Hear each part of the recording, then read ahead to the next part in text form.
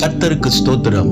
இந்த நாளுக்கான தேவ வார்த்தை ரோமர் புஸ்தகம் 12ஆம் அதிகாரம் 12வது வசனம்.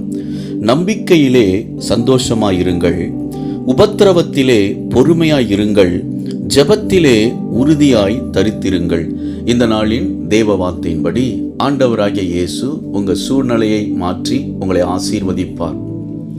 யோபுடைய வாழ்வில் ஒரே நாளில் 10 பிள்ளைகள் மரித்தார்கள். தன்னுடைய வீடு, ஆஸ்தி எல்லாம் ஒரே நாளில் அழிந்து போனது.